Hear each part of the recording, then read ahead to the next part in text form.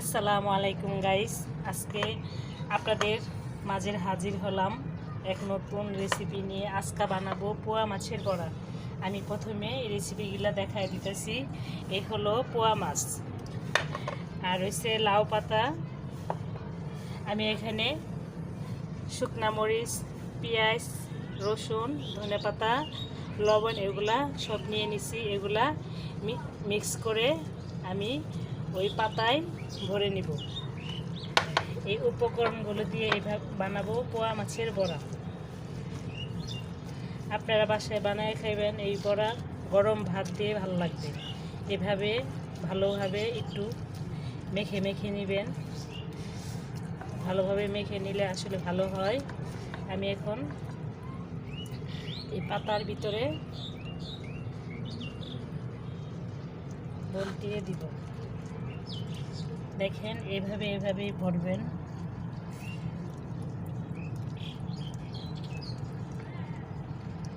আমি প্রথমে মাছটা এই উপকরণগুলো দিয়ে ঢেকে নিচ্ছি। এভাবে আপনারা দিবেন।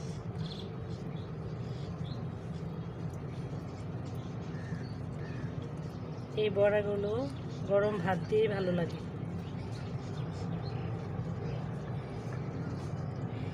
এই বড়াগুলো লাউ পাতা দিয়ে বানাতে হয়। এভাবে একটা পাতা দিয়ে হবে না, দুটো পাতা লাগবে। এভাবে মুড়িয়ে মুড়িয়ে দিবেন। এভাবে আমি বড়াগুলো এক এক করে বানিয়ে নেব।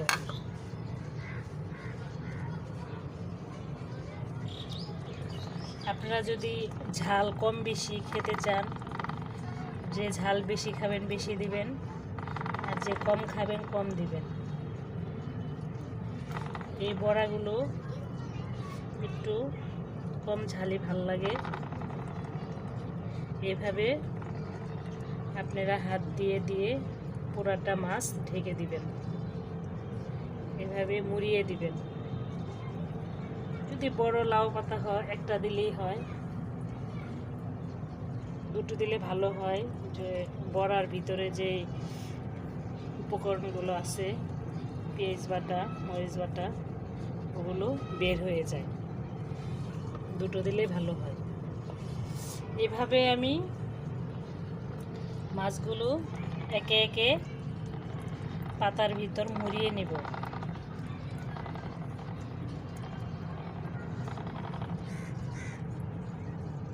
এভাবেই মুড়িয়ে নিব পাতাগুলো।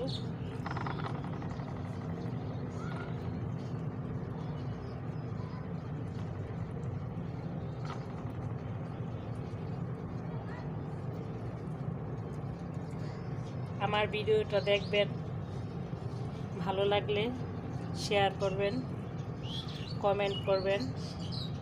ইনশাল্লাহ আপনাদের দোয়ায় আমি এগিয়ে যাব।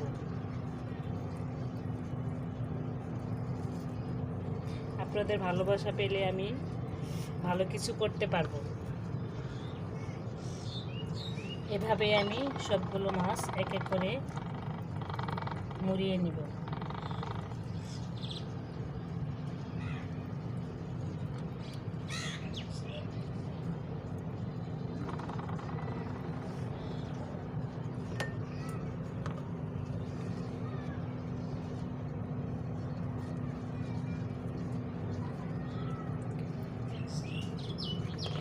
এভাবে আমার বড়াগুলো প্রায় বানানো শেষ।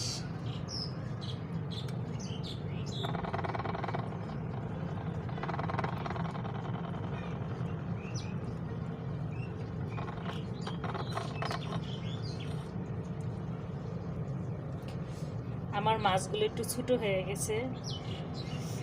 এই বড়াটি আরও বড় পোয়া মাছ দিয়ে ভালো লাগে।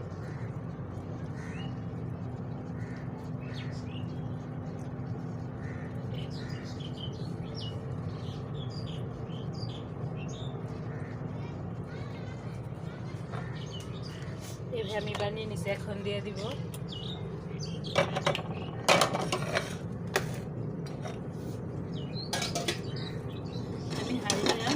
দিয়ে দিয়েছি।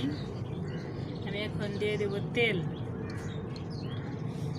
এই বড়াগুলো ভাজতে বেশি তেল লাগে না, একটু তেল হলেই হয়। কিন্তু এই বড়াগুলো অল্প আঁচে ভাজতে হয়, নিবা নিবা জালে, না হলে ভিতর থেকে কাঁচা হবে এবং খেতে ভালো লাগবে না।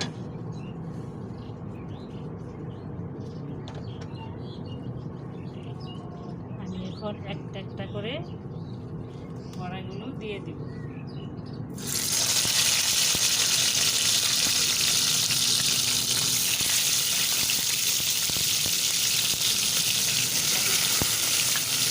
এই বড়াগুলো আপনারা লাউ পাতা দিয়ে বানাবেন, তাহলে খেতে ভালো লাগবে।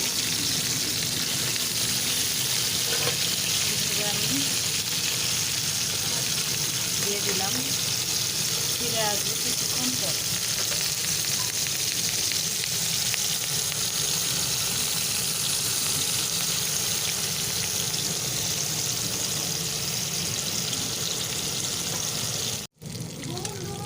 আমি এখন বড়াগুলো উল্টিয়ে দিব। একটু ভালোভাবে উল্টাতে হবে, যে ভেঙে না যায়। আস্তে আস্তে এইভাবে আমি এক এক করে বড়াগুলো উল্টিয়ে দিব। আপনারা এই বড়াগুলো অবশ্যই চুলার জালটা কমিয়ে নেবেন, না হলে পাতাগুলো পুড়ে যাবে।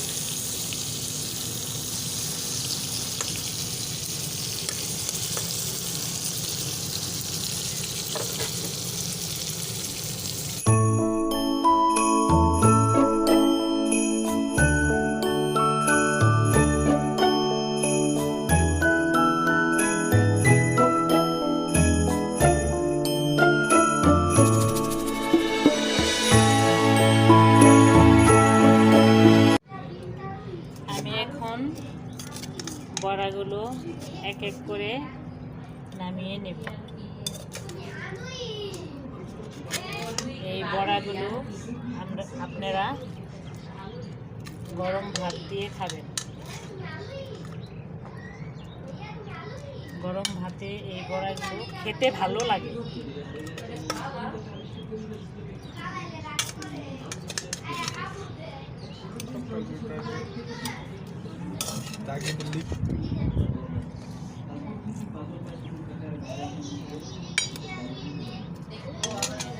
গাইস, আমার এই বড়াগুলো দেখেন অনেক সুন্দর হয়েছে। যদি আপনাদের এই ভিডিওটা ভালো লাগে, ভিডিওটা সাবস্ক্রাইব করবেন, বেশি বেশি শেয়ার করবেন, লাইক দিবেন। আল্লাহ হাফেজ।